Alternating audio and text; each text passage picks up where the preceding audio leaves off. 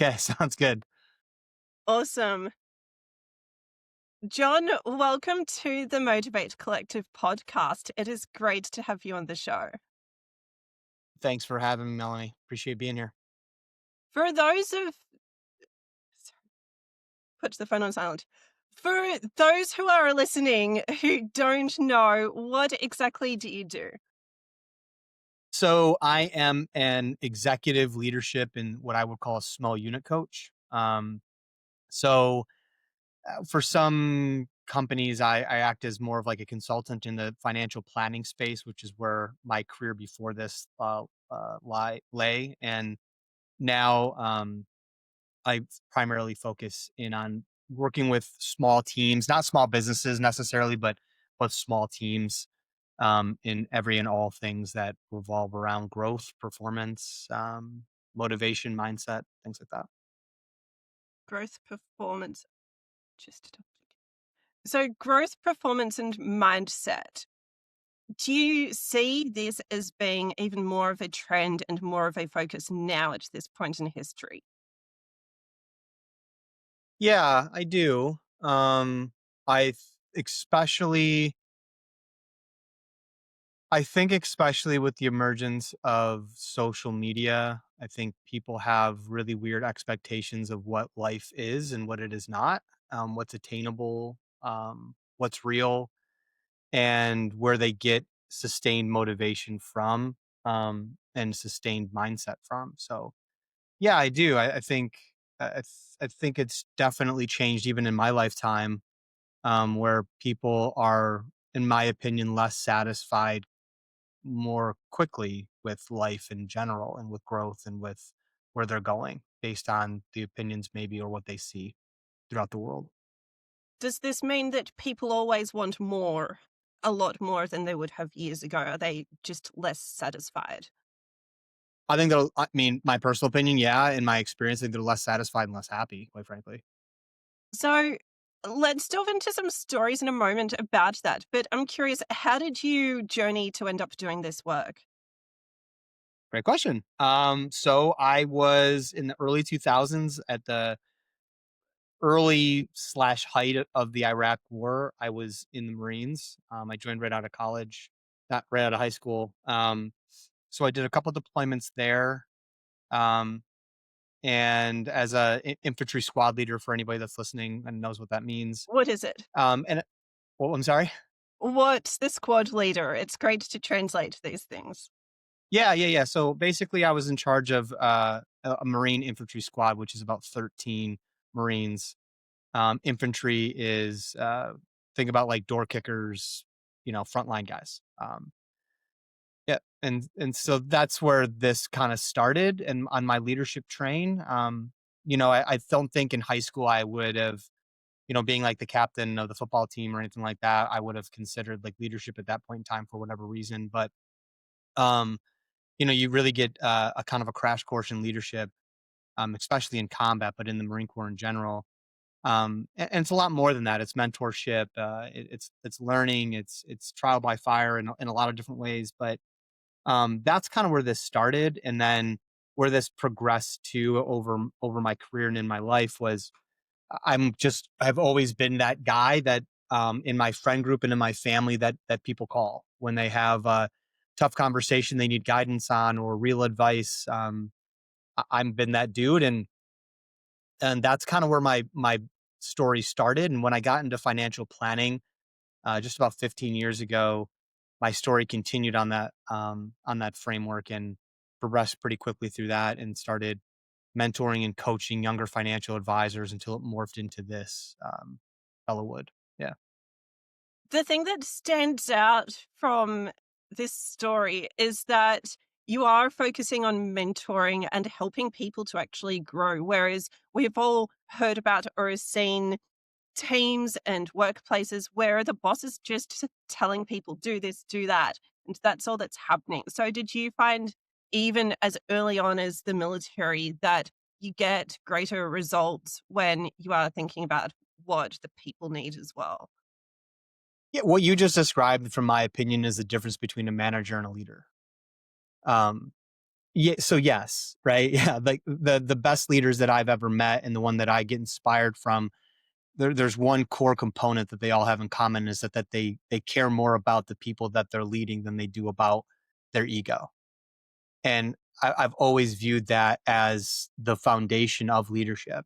The very basic core, you just have to care more about, in my opinion, other people than you do about what you look like, right? And a lot of times, management and sales management, or whatever you want to call it, it's not the case. We're going for KPIs, we're going for numbers, we're doing a lot of that stuff, and a lot of times, you can call it what it is. In my experience, again, it's to prop up your own self to the company, to the organization, to your family, right? Instead of aspiring the people that you're leading or managing to be better than you ever were. That's really the point, right? So to leave people better than you met them.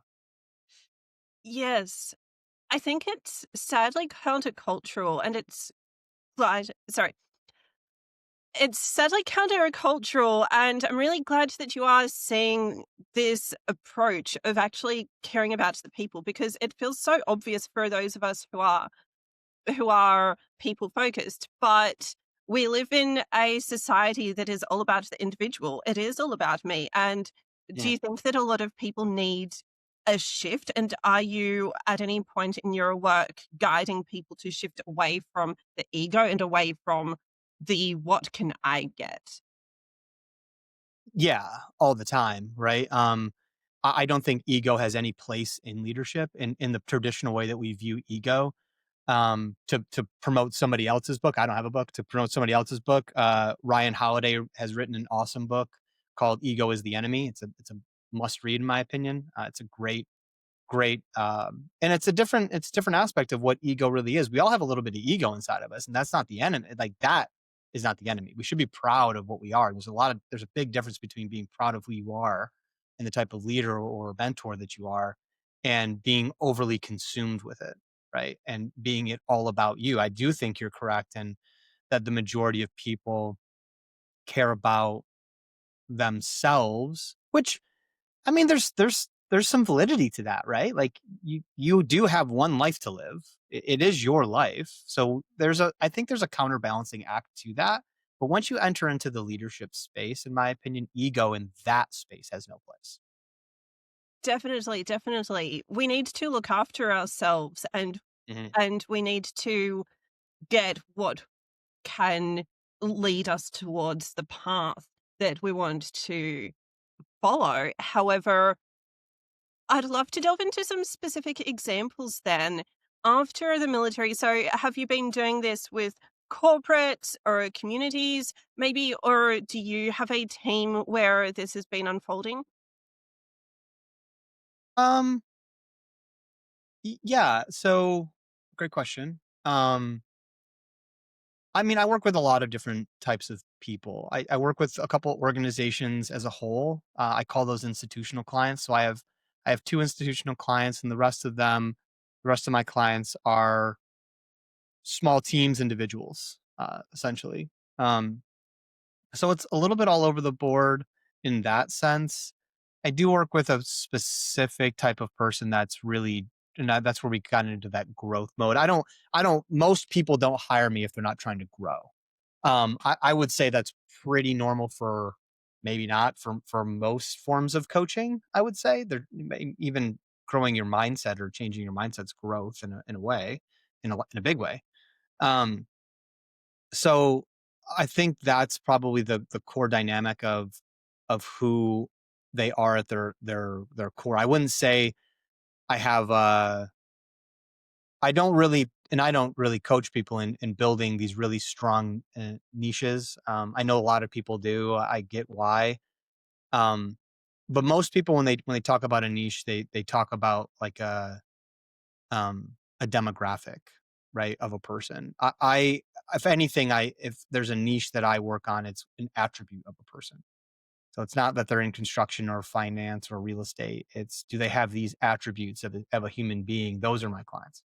It's the growth. So it sounds like, of course, the mindset is a thing that grows, but also are most of your clients aiming for a particular growth? Like, are they trying to create 10 times what they already have, or are they trying to create an entire bunch of teams? Where are they normally trying to end up? And are you ever needing to guide them to think bigger than what they have been imagining for their goals?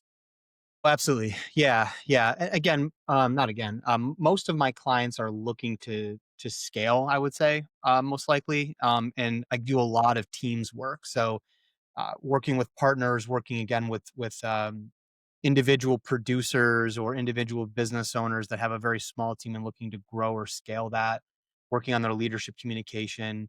So yes, and but then also you get the business partner that hires you thinking they're going to talk about business, and when you really dive into it, their most important thing that they want to grow in is being a better father or mother, Wow. and then that kind of takes over, right? And when we if you're doing your job in the correct way, and again, in my opinion, you're asking the right questions and you're digging deeper to understand what your client truly cares about, what their motivations are, what their purpose is, what their vision for their life is. If we don't have those established, then growth means nothing. You might be growing, but in the wrong direction, right?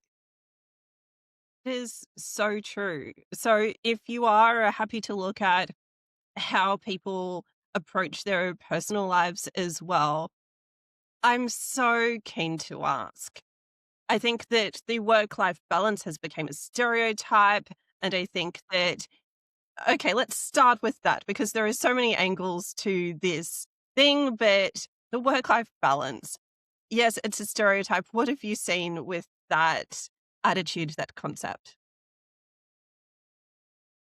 I see it in two directions. Either people have really unrealistic expectations of what that means. They don't understand that for what that could mean for themselves and what they would prefer. This kind of goes back to my original comment about the social media stuff. It's like, do you want to, are you taking a picture on a beach with your laptop open saying, look what I did yesterday, work life balance? Well, you're still working on the beach, right? You know, so I think it's a lot of defining what that is for people, and what I see is a swing in two different ways. Whether they don't have that defined at all, or they have this gross misconception of what balance is. And I honestly don't like the word work life balance. I don't think that really exists. I think in every aspect of our lives, and this is what I talk to a lot of clients about. Let's trade out that word. It's just a small shift. Let's trade out that word balance for counterbalance. And I know that seems so small and insignificant, but whenever you see I view it like this in my brain. Whenever you see like somebody that's walking on a tightrope, are they really ever doing that without any type of support? No. And I'll tell you why. Because they usually always have that long pole, right? That they're balancing. That's serving as a counterbalance. And when I think of balance and work life balance, that's what I'm always thinking of is like, let's give ourselves a little bit of grace, because what a lot of people do, from my experience, is they get into a habit. And the second they get a little bit off of that work life balance that they've created for themselves, they're like, I'm out of alignment. No, no, no. You're just counterbalancing that day or that week or that month, or sometimes it's an entire year, right? It's really hard to talk to a startup owner and say, you need to spend 50% of your time not in your business. It'll probably fail. Sorry. Your business will probably won't exist in a year, right? So maybe for that year, for that month, for that day, you need to spend a little bit more time, and being okay with that and giving yourself some grace. That I think is where the true balance comes in, is giving yourself a break. That's why I'd say the unrealistic expectations. People start getting really hard on themselves for it's more of, I didn't set the proper expectations with my family, with my business partner, with my team of what this means, right? Does that make Yes. sense? I think that's something to navigate, and everybody has a different version of what that will look like. And the thing I've been so keen to ask anyone who is in this space is what happens when I think sometimes we become a bit addicted, say that we feel passionate about a project or just love the work. I mean, I have been learning from someone who appears to have a lot of balance now, but started off just getting really nerdy with technology. And Yeah. I think that even with what I'm doing now, I can use this as an example. There's a part of my brain that ends up enjoying the technical side a little bit too much and just a bit more and just a bit more, or you just Mm. want to book extra things. I mean, I think I have 3 recordings, something like that today, and so I think we can get addicted to the work, but then that's not really sustainable. Do you see people becoming too happily workaholic? Ooh, that's a really good conversation to have, because what does that really mean? If this is a part, let's just think about, I'll put myself in the space that we've created. Um, I was just talking with a client about this the other day, and what came out of my mouth was, "I literally love my business.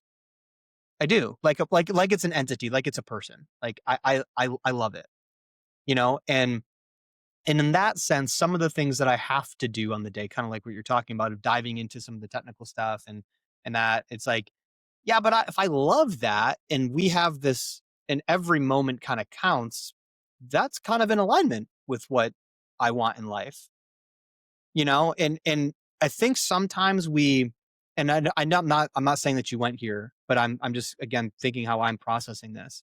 I think sometimes we think of it like, okay, well, does this make money? Especially when it talks about business.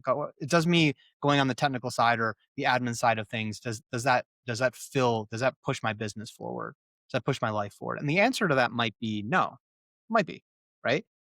But does it bring you that piece of accomplishment in your life that you really strive for? Like, I like to nerd out on technology stuff all the time, right? I'll go down those rabbit holes, and I think properly prioritizing is incredibly important. But to strip away, and this is where we get into that topic of like ikigai, the Japanese reason for being, right? And really understanding what your purpose is and what you're good at and what you love to do. And whenever somebody says almost the exact thing that thing that you just said, I would respond back with, well, is that really such a bad thing? Do you really enjoy it? Because if that's the case, I don't know, kind of seems in harmony and in balance now. But if you don't, if you're like, I'm spending so much time on this thing that I hate doing, all right, let's figure that one out. You know, does that make any sense? It really does. And in my personal experience, the ikigai works when it is also nurturing us enough. It needs to Mm, sustain us. So yes. I got in a habit earlier in the year where I was giving too much. And especially, I love to just help people.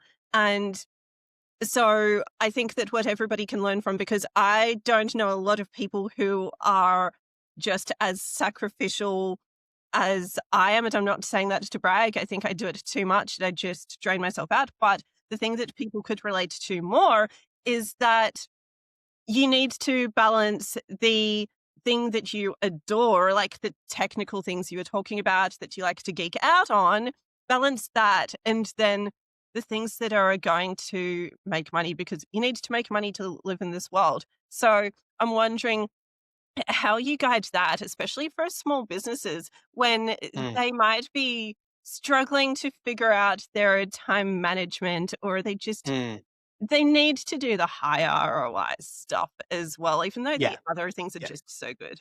What do you think? Yeah, I love this conversation actually. Now I'm going to give you an example. I'm not sure if we're recording video on this or Oh, not, yeah. but okay, cool. I've got a great setup here and I'm really proud of it. Okay. Does this make me money? No, it does not. Okay.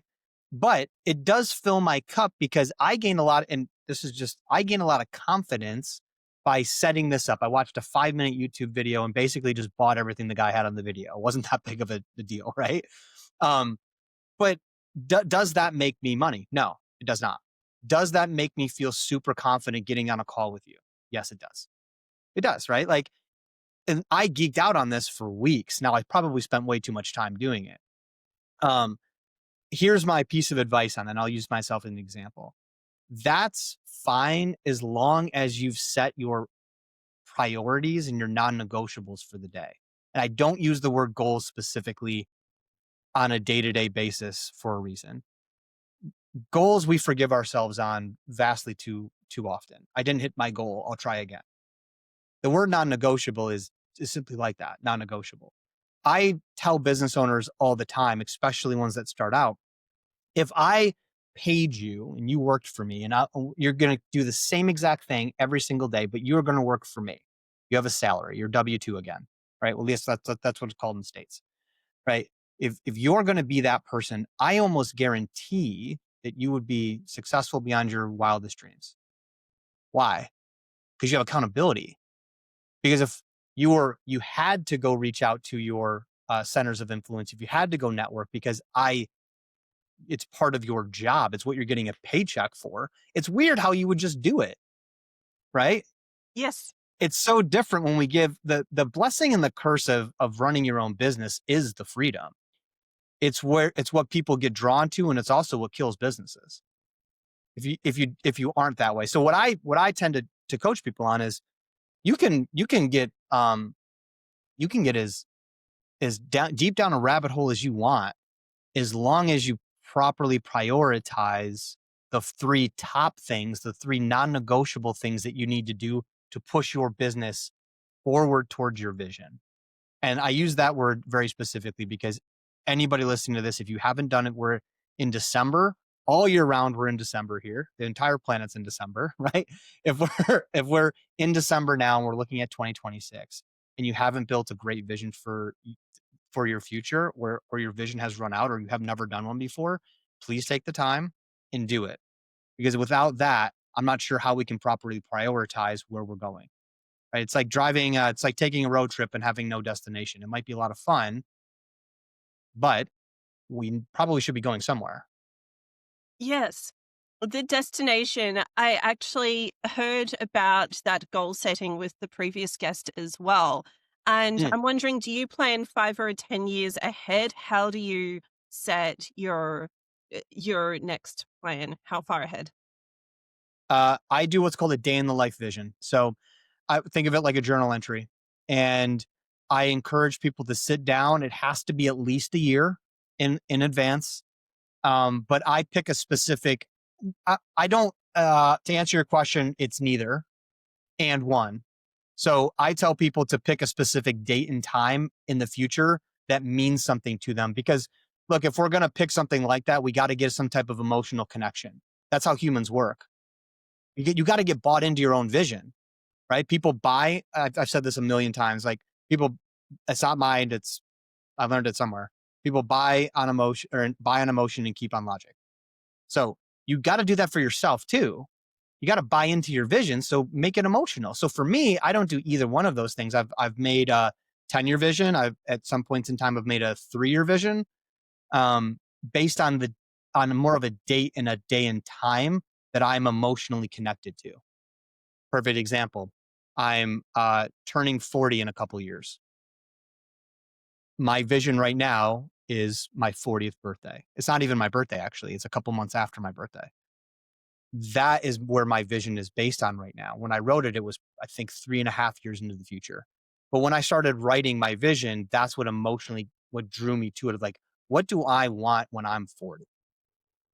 So it's a little bit of both. I think it should just be whatever you're really emotionally connected to.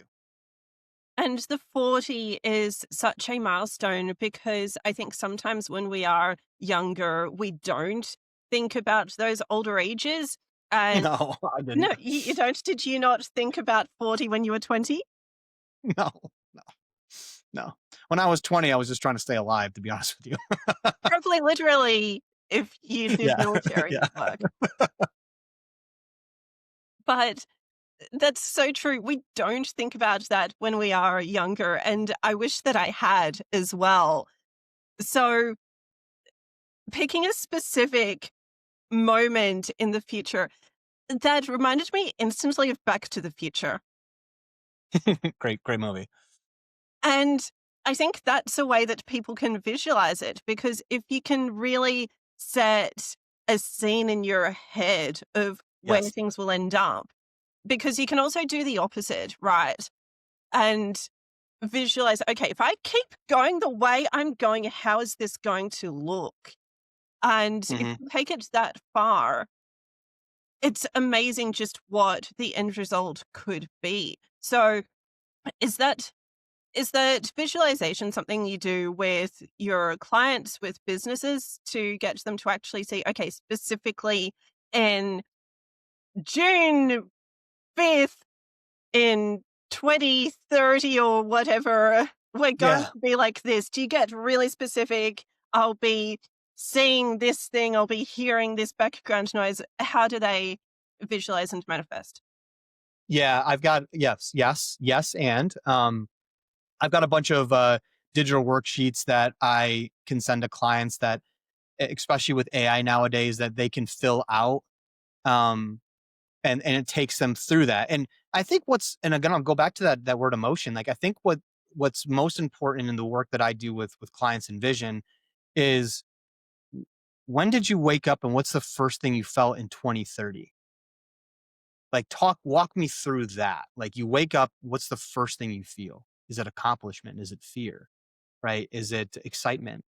Like what is that thing? Because again, the more we can get drawn into it. Now, look, I'm not going to go ahead and say like vision boards are a bad thing.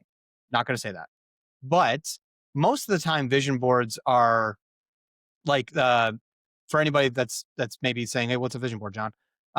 We're talking about like a board that you put on your wall that has a bunch of pictures of stuff. Most of the time, those when people do those are all materialistic things.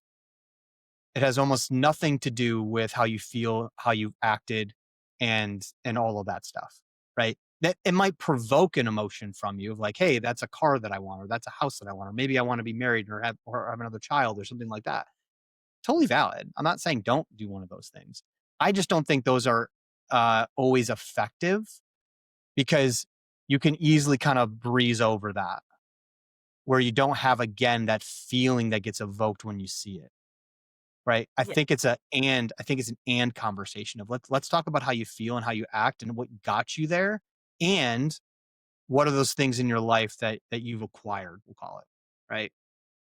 One of the most disarming things that someone can suggest is that you could end up happy. I think we get desensitized to not being happy. God, that's such a great point. So we get desensitized to not being happy because we live Mhm. in a world, of course, where we are overloaded with duties, we are overloaded with things on our phones, and we get used to the revolving doors socially. Perhaps if people are meeting people on apps or if our social lives are Yeah. just from social media, there are so many ways that we just end up settling for not being happy. And have you seen in your work that one of the most shocking things you can say to people is, let's actually aim for you to be okay? Yes. Um, yes, a million times. Uh, I think I think you're so spot on with settling for being not happy. Most people I find are running for they're just running.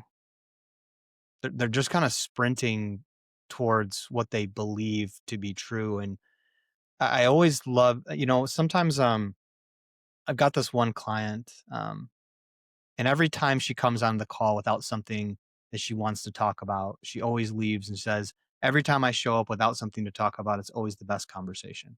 I don't know necessarily how to take that sometimes, but as long as she's finding value, that's the point. And how I kind of view that is, it's almost like you're coming in without preconceived, kind of on your point of like, there's no preconceived thing that I want to talk about today. Let's just see how the conversation goes and what we can dig up. And where I translate that to is this word that I've grown to love, and that's authenticity. Like, what's the authentic thing that's actually been buried in your mind? Or what's the authentic goal or aspiration that you have that you're so busy chasing whatever that might be that we don't know if that makes you happy? How many times do we need to listen to a podcast with a billionaire or a multimillionaire to say, like, yeah, the Lamborghini won't make you happy? It Yeah. makes life easier. Money definitely makes life easier. Like it does. But it's silly to say that it doesn't. It definitely does, but that's not going to necessarily fill your cup, because everybody defines what success is and what happiness is in different ways. So yeah, I've worked with incredibly successful business owners, specifically business owners, that they're at the end of the day, what they got out of coaching was again being a better parent, right? And that's what made them happy. That's what we ended up striving the conversations to because that's what's missing in their life. And they realize that that authentic piece of they're losing themselves. I spent 15 years in finance, and I don't regret my 15 years in finance. I do not. It shaped a lot of the connections. I made a million friends. It put my life on a different trajectory than I ever thought imaginable, quite frankly. But I woke up consistently and I knew that I didn't like it. It wasn't, I was good at it. I didn't like it. I wasn't happy. And it took me a long time to figure that out. And I strive for that because when I would wake up and I would look in the mirror, yeah, I'm wearing a great suit, but it wasn't me. It wasn't authentic John. That's sad when I think about it like that. Yes, I'm seeing a few things here. I think that sometimes we can appreciate these skills and the knowledge of an industry that we delved into, be it finance or marketing, but Mhm. or even speaking, but we can feel a discomfort beyond a discomfort. Something can feel not aligned in the spaces where we think we have the opportunities to do that work. For you, the classic corporate finance, Mhm. I can relate to that. I did this string of marketing jobs in offices. And honestly, if I needed to, and if someone needed me to do it, then I would show up to an office and do what I know how to do. But, I need to add that in as a disclaimer. However, there's a completely different feeling when you are connecting in something like this or the coaching work you do. And the other comparison that I have is that I started off doing a form of presenting and speaking that was very structured, kind of like that suit and finance that you were talking about. And Yeah. now doing these conversations on the podcast, it's so much more honest, and we're all sitting down just in our T-shirts or in whatever we want to wear, and we are telling it how it really is. And I think that that sincerity is something that you get from doing your own thing. So I'm wondering, do you sometimes see people who love the type of work that they do, be it finance or something else, but they might be in an environment that's not letting them really do the work in the way that they can bring a unique value? Oh my God. Yeah.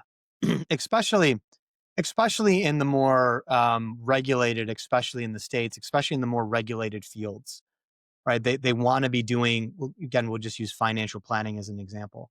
They want to be doing X, right? But they can't. Maybe it's compliantly they can't, right? Or maybe they have contractual things. It's like the dirty piece of finance is contracts, right? Meaning that Why? people have, I'm sorry, Why why are contracts like that? because they're employment contracts and those contracts come with stipulations. So they might have to sell something, right? You might think that you're getting just a absolutely like authentic financial plan, but underneath the surface there might be a contractual piece of that plan that they have to sell you. Wow. That's oh yeah. Yeah, and we don't have enough time to talk about that. Okay. But but so yes. Yes. I think that comes with some caveats. I th- I believe that again the freedom I do think the freedom I don't think everybody's prepared for the freedom in some ways. I don't think that. I don't think that everyone should be a business owner. I've coached people out of being a business owner and it's turned out very good for them. Absolutely. Yeah. Um because everybody shouldn't. Right? If you're waking up every single night and you've hit your goals and you're still waking up with this heart pounding anxiety, that might not be the route for you. It just might not be. But back to your original point, yeah, I find that all the time. I find the bigger the corporation, generally, the more strict the, we'll call it, compliance or regulation. I find more people that really love what they do but aren't happy in what they do because they can't do it the way that they want to do And it's partly that they want to do it a particular way, and partly that they don't get empowered to perhaps do the work in a way where it can be more it. effective. Have you seen that Yes, where so organizations are not letting them do their jobs better, essentially? absolutely. And you got, I mean, I do think of it from the corporation side at some point in times. They spend millions of dollars on R&D to come up with a way that they've now think it should be done, and so they want you to do it that way. I get it from their perspective too. It's like, no, dude, we have 150 years of data on this. This is the way that you do it. I think that holds a lot of companies back, especially the older ones, older industries. Um, so yes, yeah, I do think that that impacts a lot of people. I think that's why, at least in my experience, that's why the majority of people that are really successful in bigger companies, if they do leave, I think that's majority of the reason, from my experience, why they do. Right? They think they can do it better, and maybe they can. They want more freedom. They've learned the skills, and they want to take it off on their own and find that happiness that they know that they can do.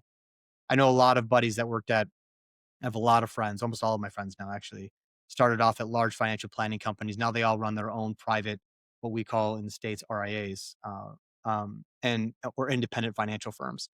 And they're a lot happier. Um, and there's always this initial like rebel attitude that I find, that when people leave, it's like, I'm just going to go so far the other way. I'm gonna just throw everything I learned for the last 10 years in the garbage, and I'm gonna go so far the other way. And they always, after a couple of years, they always come back a little bit to the middle. Like, okay, I understand why they were That right. fascinates me so much because I think that culturally I had that experience. I wasn't owning a successful business in my 20s. I was a freelancer, bits and pieces, but culturally I was in the highly, how to put it, a highly strict and structured space, and then went completely hippie, to be honest with you, for a few Yeah, years. yeah, I yeah, mean, yeah. as hippie as it gets, I'm wondering, do you see people doing that where they get so sick of all of the strict culture that they go that far in the other direction for a bit? All the time. Really? Oh yeah, all the time. Yeah, yeah. I'm not Yeah. alone. Okay, tell me, No, no, no, no, where no, are no, no, these no. people? I need to hear from. They're hiding themselves because they're ashamed. No. Yeah, no, I see it all the time. It's that young, that I'm gonna forge my own path. I just got out of my parents' house type of mentality, right? I get it. I've done it too. I've 100% done it. Yeah, yeah, and you got to bring yourself back and be like, hey, what's the good at, what good can I bring from that? What's the, like, we all need structure in some way in our lives for sure. Humans thrive on it. Humans thrive on community. Community is in some ways, a lot of ways, structure in its basic form. And well, because I mean, just doing everything by yourself, that's free form. If you have other people to be accountable to, that is structure in a way. But I find that a lot, and I have to often bring people back a little bit and say, no, no, no, no, don't. Everything you learned isn't garbage. Let's take the good pieces, utilize them. Right? I call that take what's given. You were given something, take it, utilize it, and all the stuff you don't like, throw that away. But don't throw everything away. There's no shot that there's no shot these massive companies that are making millions and billions of dollars have it all wrong. There's no way. Right, right. They are doing something right. It And must be. you clearly found an in between because we need to get to the example into the story here, though. It's all about stories because you went from the military, which I can only imagine as never in the military, but I can imagine that would be extremely strict. And there was corporate. So then, how far did you swing in the other direction? What did that look like?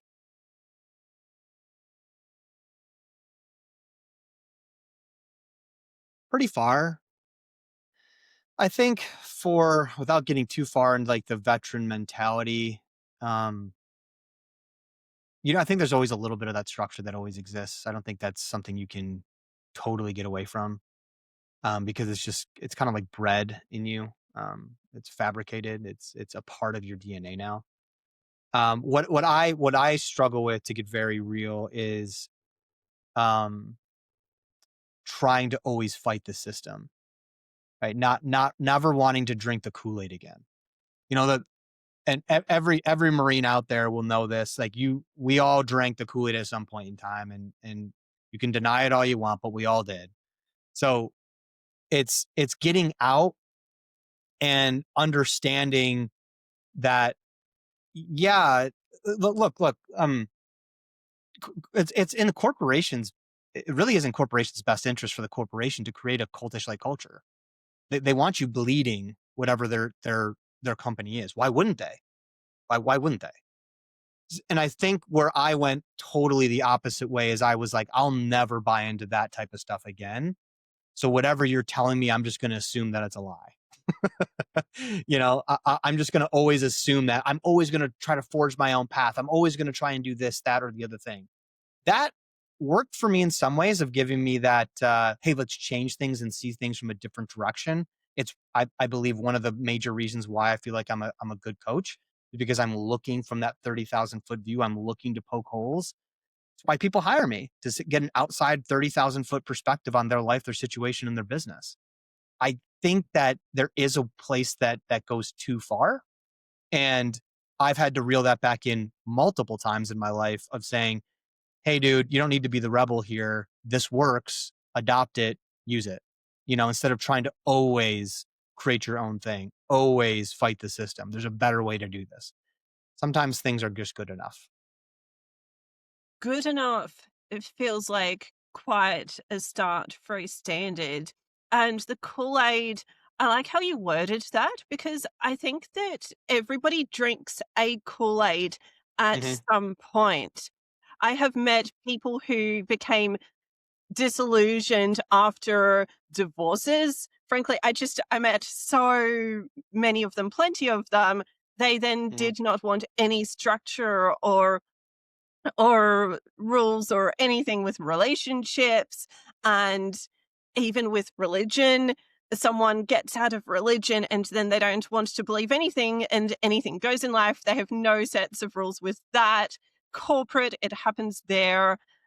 I think it can just happen anywhere. And then you end up, to what extent can you be a completely free spirit to the point where you are just floating with no direction, right? Yeah, I think that's where it gets dangerous. Isn't the right way to word it. That there's a cautionary tale there, and I love that you brought up those two different examples. Um, because I grew up. My dad's a minister. I grew up in a very religious household. Um, it might not be my thing, but when I went into the Marines, when I got out of my household, I definitely went the opposite direction, right?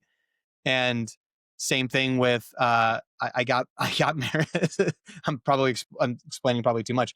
I got married very young, when I was in the Marines, and ended up getting divorced. Same thing that you just said. I went very far the other direction. I'm never getting married again, and I'm happily married again.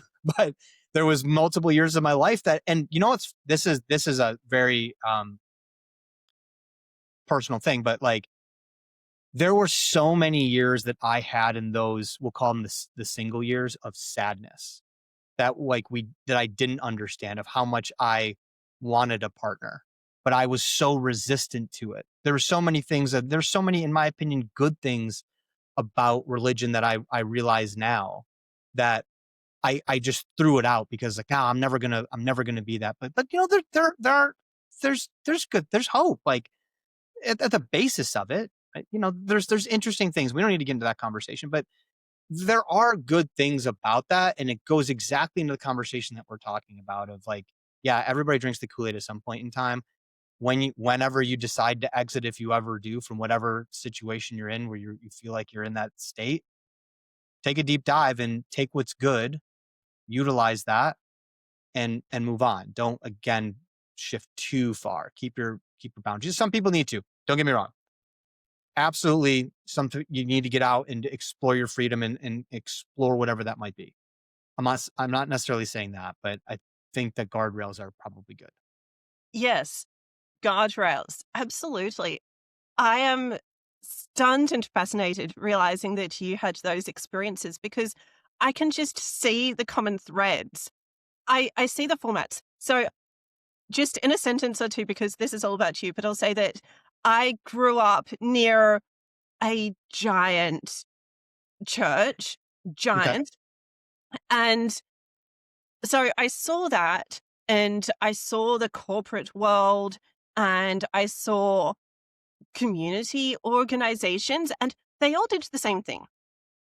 They all typically looked up to one individual, or they all had basically a collective sacrificial giving. Sure, I'm getting a low salary. I'm going to give you my entire life. Sure. I mean, it's all the same thing. I'm sorry, but any big group is some sort of, it's all the same format. And so that's why I can see it so clearly. And I feel lucky that I had that experience. But the thing that I got disillusioned with is you hear about just a few, I'll just say bad. I'll go ahead and say a few bad individuals in any space. And then you're Any not space. trusting any of it. And I think that people can have that experience with jobs. So Yes.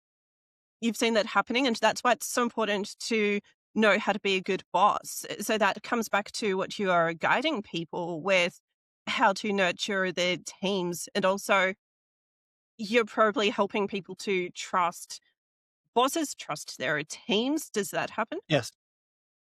Yeah. Yeah. It's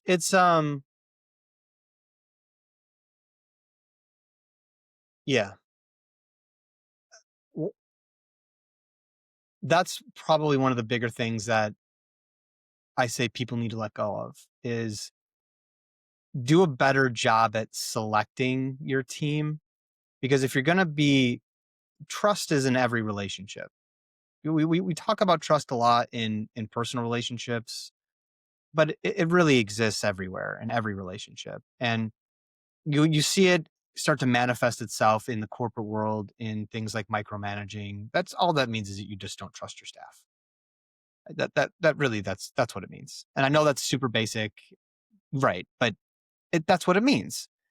Most of the time, that's because you probably didn't do a good enough job as a leader of understanding or selecting the people that should be on your team, or doing enough self work on yourself to understand what you are good at and what you shouldn't touch. There's so many things that can go into that. Um, but guiding them to a place of trust and accountability.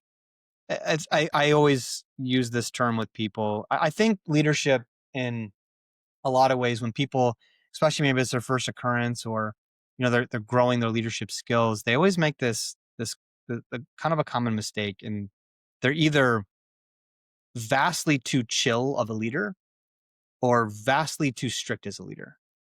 And really, there's a going back to another place of our conversation, there's a big balance there. I call it firm but fair. You want to be a fair person, but people are looking for guidance. They are. We live in communities for a reason. We're not hunter gatherers anymore. The majority of the planet is not hunter gatherers anymore for a reason. We built communities because we trusted each other's skills. It's in our DNA in a lot of ways, is community. Why aren't we all just randomly wandering? Why does New York City, why does Sydney exist? Like, why do these places exist? Because we want them to. Because at some point in time, it made more sense to be together than alone. And leaders need to remember that. They need to remember makes more sense to be together than alone. Yes. It's interesting that you brought up the large cities because I have been in a smaller city that feels like a small town for a while, but I was originally in Sydney. And going back to the city, seeing all the great structures physically, Hmm. I go back to the phrase that 12 steps use. I've never experienced 12 steps, but I heard that phrase from them of of trusting something greater than yourself. And I think that although we need more than humanity, just seeing that a human collective has created something greater than what one person can do. That seems very essential. So it looks like for business owners and leaders to really grow, they need to trust the capabilities of the collective. Do you think so? Absolutely. And if you can't, then that's where we use I prefer this term roster spot over recruitment.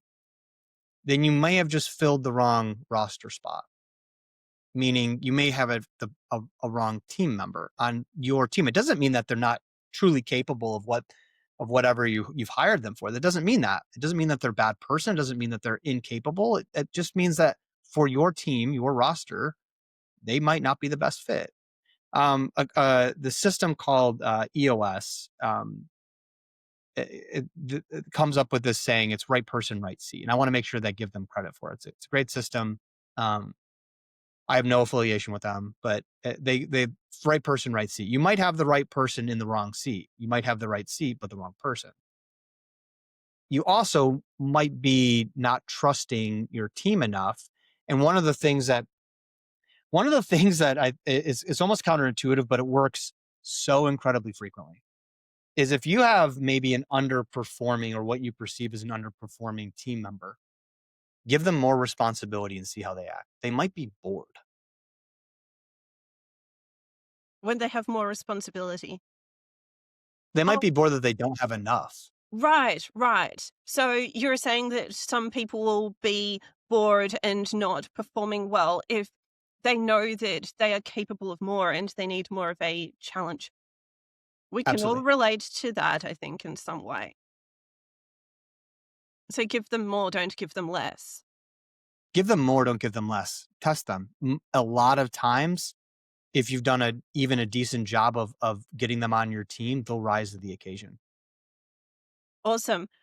I like to wind up the conversations with 3 lessons that anyone can live by to get started. And learning from you, people can learn how to lead any group and how to set a vision for their future. So, what are 3 lessons that everybody who's listening should put into place? One is on the topic of um, authenticity, and that's if your gut's telling you to do it, that's your authentic self telling you to give it a shot. Um, trust that. Trust that. Trust yourself. Trust yourself. Okay, and take a gamble, but do it smartly. Do it intelligently, and don't run life with just reckless abandon. But trust yourself a little bit. Um, I think in this day and age, and the reason I say that, I know we're running out of time, so I'll keep this brief. I think in today's day and age, people are too afraid of what other people will think. Um, I think they're too afraid of failing publicly, and this is the journey that you're on. You're on the journey. Um, the other thing I would say is make sure that you're assessing the condition constantly and the cost of your actions. A lot of times people have a great idea going not counterintuitively, but bouncing off of what I just said, have a great idea, great situation, or need a decision, and they don't adequately assess the condition or the cost of what that means for them right now and for the rest of their life. Make sure that you're assessing the condition. When I mean condition, I mean the environment that you put yourself in, the tools that you may need, and the people that you need to surround yourself with. Make sure you have those things in place to make sure that your situation ends up the right way. And then the cost, accept the cost. One of my favorite things to talk about when people are getting into leadership is there is a cost to leadership. It's not all sunshine and rainbows. And if you're doing it the right way, there is a cost to pay for that. It is a burden. It's the burden of leadership. It's not all great. And make sure that you're prepared to pay it because it's paid in a lot of different ways. Um, And then the third, there's a condition costs. And the third thing I would tell people is